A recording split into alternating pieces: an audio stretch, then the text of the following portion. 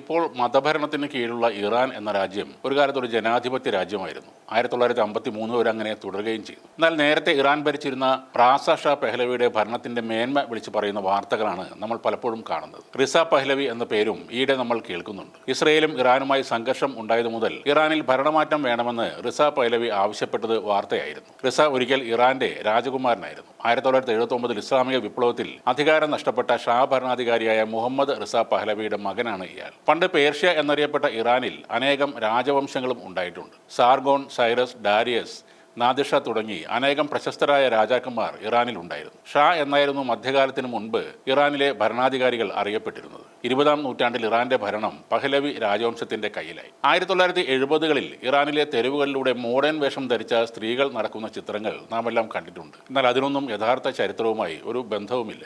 1953 വരെ ഇറാൻ ഒരു ജനാധിപത്യ രാജ്യമായിരുന്നു. മുഹമ്മദ് മൊസാദിഖ് ആയിരുന്നു ജനാധിപത്യപരമായി തിരഞ്ഞെടുക്കപ്പെട്ട ഇറാന്റെ ഭരണാധികാരി. അന്ന് ലോക എണ്ണ വ്യാപാരത്തിന്റെ നല്ലൊരു പങ്ക് ഇറാനിൽ നിന്നായിരുന്നു. പക്ഷേ എണ്ണ ഇറാന്റെ ആണെങ്കിലും അതിന്റെ അവകാശം ബ്രിട്ടനായിരുന്നു. അവരുടെ കമ്പനിയായ ബ്രിട്ടീഷ് പെട്രോളിയത്തിനായിരുന്നു ഇറാനിലെ എണ്ണ ഉൽപാദനത്തിന്റെയും കച്ചവടത്തിന്റെയും കുത്തക അവകാശം. എണ്ണ വ്യാപാരത്തിന്റെ ലാഭത്തിന്റെ ഭൂരിഭാഗവും ബ്രിട്ടീഷ് പെട്രോളിയം ബ്രിട്ടനിലേക്കും അമേരിക്കയിലേക്കും കൊണ്ടുപോയി. ഇറാന് ചില്ലിക്കാശ് പോലും അവർ കൊടുക്കുമായിരുന്നില്ല.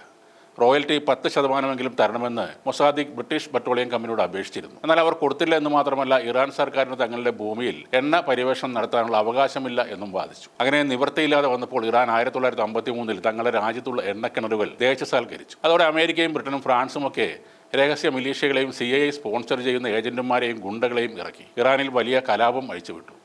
മാസങ്ങൾക്കുള്ളിൽ ഇറാനിൽ നിന്നും ജനാധിപത്യം തുടച്ചു നീക്കപ്പെട്ടു. മുഹമ്മദ് മൊസാദിഖിന്റെ ഭരണകൂടത്തെ അമേരിക്കയുടെയും ബ്രിട്ടന്റെയും രഹസ്യാന്വേഷണ ഏജൻസികൾ അട്ടിമറിച്ച് പകരം ഷാ ഭരണകൂടത്തെ കൊണ്ടുവരികയായിരുന്നു. എന്നാൽ 1979 വിപ്ലവത്തോടെ റിസ പെഹ്ലവിക്ക് എല്ലാം നഷ്ടമായി. 80-കളിലെ ഇറാൻ ഇറാഖ് യുദ്ധകാലത്ത് തന്റെ രാജ്യത്തിനു വേണ്ടി ഒരു യുദ്ധവിമാന പൈലറ്റായി സേവനമനുഷ്ഠിക്കാൻ അദ്ദേഹം സന്നദ്ധത പ്രകടിപ്പിച്ചെങ്കിലും ടെഹ്റാനിലെ അധികാരികൾ അത് നിരസിക്കുകയായിരുന്നു. അന്നു മുതൽ റിസ പെഹ്ലവി ഭാര്യ യാസ്മിൻ പെഹ്ലവിക്ക് 3 പെൺമക്കൾക്കുമൊപ്പം അമേരിക്കയിൽ പ്രവാസ ജീവിതം നയിക്കുകയാണ്. അമേരിക്കൻ പിന്തുണയോടെ നിലനിന്നിരുന്ന ഷാ ഭരണകൂടത്തെ വിപ്ലവത്തിലൂടെ അട്ടിമറിച്ച് 1979 രൂപപ്പെട്ട ഭരണകൂടമാണ് ഇസ്ലാമിക് റിപ്പബ്ലിക് ഓഫ് ഇറാൻ. ഇറാനിലെ അവസാന ഷായായിരുന്ന മുഹമ്മദ് റിസ പെഹ്ലവിയുടെ മകനായ റിസ പെഹ്ലവി ഇപ്പോഴും ഇറാൻ ഭരണത്തിൽ കണ്ണും നട്ടിരിക്കുകയാണ്. ഇറാന്റെ ചരിത്രത്തിലെ തന്നെ ഏറ്റവും വലിയ സർക്കാർ വിരുദ്ധ പ്രതിഷേധം രാജ്യത്ത് നടക്കുന്ന സാഹചര്യത്തിൽ തന്റെ നഷ്ടപ്പെട്ട സിംഹാസനം തിരിച്ചെടുക്കാനുള്ള തയ്യാറെടുപ്പിലാണ് റിസ പെഹ്ലവി. ഒരു ജനാധിപത്യ രാജ്യമായിരുന്ന അളവറ്റ എണ്ണസമ്പത്തുണ്ടായിരുന്ന ഇറാൻ എന്ന രാജ്യത്തെ തകർത്ത് കളഞ്ഞത്